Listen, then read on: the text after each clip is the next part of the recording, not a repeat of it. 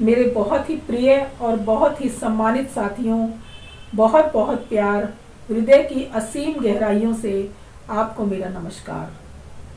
साथियों, आज का विषय तो आपने पढ़ ही लिया होगा। इस पर हम चर्चा करें इससे पहले मैं आपसे एक बात पूछना चाहती हूँ।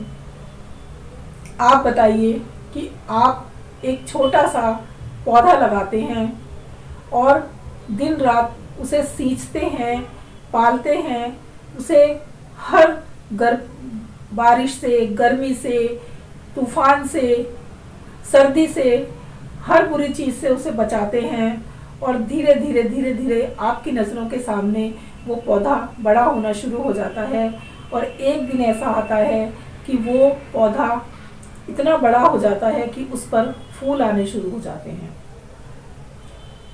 जब उस पर फूल आने शुरू हो जाते हैं तब आपसे अगर कोई ये कहे कि उस फूल पर या उस पौधे पर आपका कोई अधिकार नहीं है, तो बताइए कि आपको कैसा लगेगा।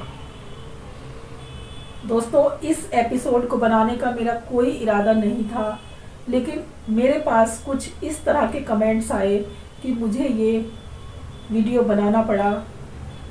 ये भी जो मेरा वीडियो है ये प्रेम संबंधों पर आधारित है।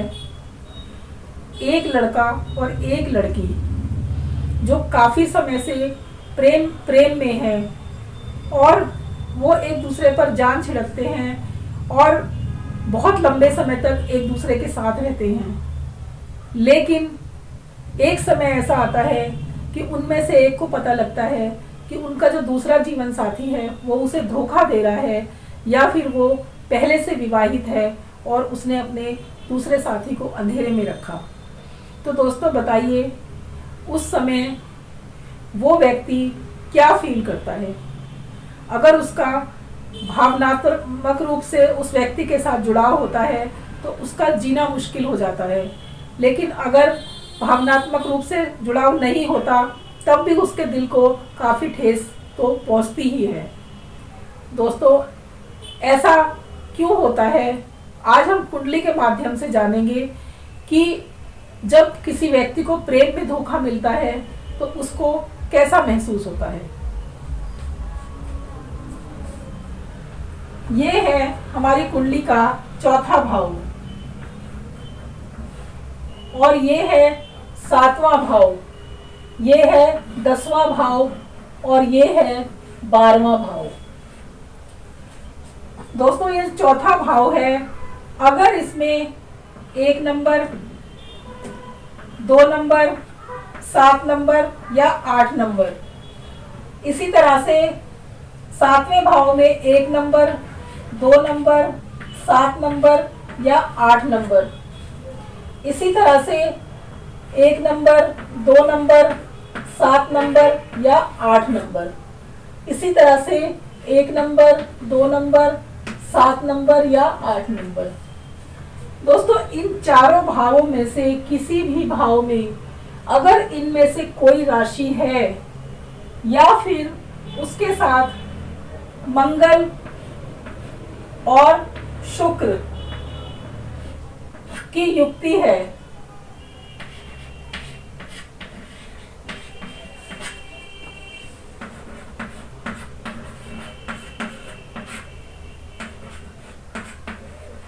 शुक्र, अगर इन चारों भावों में से इनमें से कोई भी राशि है और उस राशि के साथ मंगल और शुक्र हैं, अगर ऐसी स्थिति है तो ऐसे व्यक्ति को प्रेम में धोखा मिलना एक स्वाभाविक सी बात है, क्योंकि चौथा भाव जो है वो सांसारिक सुखों का भाव है। जो मंगल यहाँ पर बैठता है तो व्यक्ति को सांसारिक सुखों से दूर कर देता है।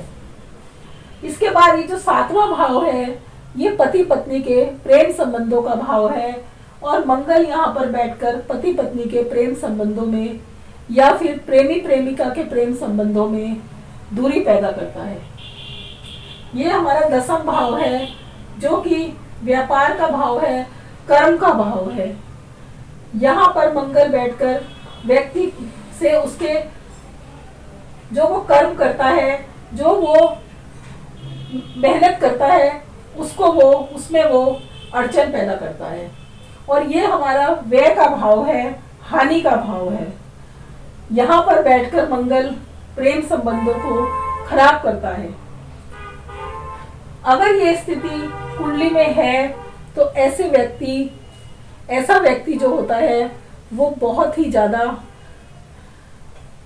होशियार, बहुत ही ज्यादा तेज होता है, इंटेलिजेंट होता है। ऐसा व्यक्ति जरूरत से ज्यादा चालाक होता है, बात बात पर झूठ बोलता है। ऐसा व्यक्ति इतना स्पष्टवादी होता है कि अब उसके जो सगे संबंधी होते हैं उनसे उसकी जरा भी नहीं बनती। झूठ बोलने का तो ऐसे व्यक्ति ने ठेका ले रखा होता है। ऐसा व्यक्ति समय समय पर अपने परिवार को धोखा देने से नहीं चूकता। ऐसा व्यक्ति घर वालों के साथ चाहे कैसा भी संबंध रखे, लेकिन बाहर वालों के साथ ऐसा व्यक्ति बहुत अच्छे संबंध रखता है। और ऐसा व्यक्ति किसी न किसी नशे का शिकार अवश्य होता है। दोस्तों, इस तरह के अगर कोई भी स्थिति है और आपको प्रेम में धोखा मिल रहा है तो इसमें घबराने की कोई आवश्यकता नहीं है, क्योंकि जहाँ पर समस्या है वहाँ पर उसका समाधान भी है। आज मैं आपको एक छोटा सा उपाय बताऊंगी जिसको करके आप अपनी समस्या का समाधान कर सकते हैं। एक छोटा सा उपाय है कि आपको क्या करना है कि अपने घर में किसी भी दिन शिव और पार्वती उनकी प्रतिमा लेकर आनी है और उसे अपने पूजा स्थल में स्थापित करनी है। और आपको ये उपाय 21 दिन तक करना है। किसी भी दिन से शुरू करके आप 21 दिन तक, एक पौधा होता है पलाश का पौधा, पलाश का फूल लेकर आप रोज माँ शिव पार्वती और भगवान शिव को चढ़ाएं, उनको अर्पित करें और उनसे प्रार्थना करें कि जो मेरे जीवन में ये समस्या है, जो मेरा प्रेम मुझसे छूटा जा रहा है, जो मेरा प्रेमी है वो मुझे धोखा दे रहा है, मुझे इस समस्या से छुटकारा दिलाइए, इस दुविधा से मुझे छुटकारा दिलाइए और जो मेरा प्रेम है उसे वापस दिलवाइए। दोस्तों, इस तरह की प्रार्थना आपको करनी है और ये आपको 21 दिन तक करना है। आप इस उपाय को करके देखिए, आपको धीरे धीरे अपनी समस्याओं का हल मिलने लगेगा और आप इसका लाभ अवश्य उठाइए। दोस्तों, ये वीडियो आपको कैसा लगा आप मुझे कमेंट्स में लिखकर बताइए। अगर आप चाहते हैं कि मेरी वीडियो अपलोड होते ही आपके पास मैसेज आ जाए तो आप मेरे चैनल को सब्सक्राइब करना ना भूलें, शेयर करना ना भूलें। दोस्तों, अगर आप चाहते हैं कि आप अपनी कुंडली का विश्लेषण मुझसे कराना चाहते हैं तो स्क्रीन पर दिए हुए नंबरों पर कांटेक्ट कीजिए।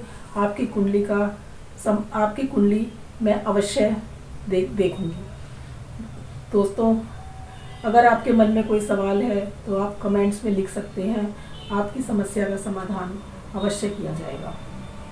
इसी के साथ ये वीडियो आज मैं यहीं पर समाप्त करती हूँ। अगर भगवान आपको खुश रखे, यही मैं ईश्वर से प्रार्थना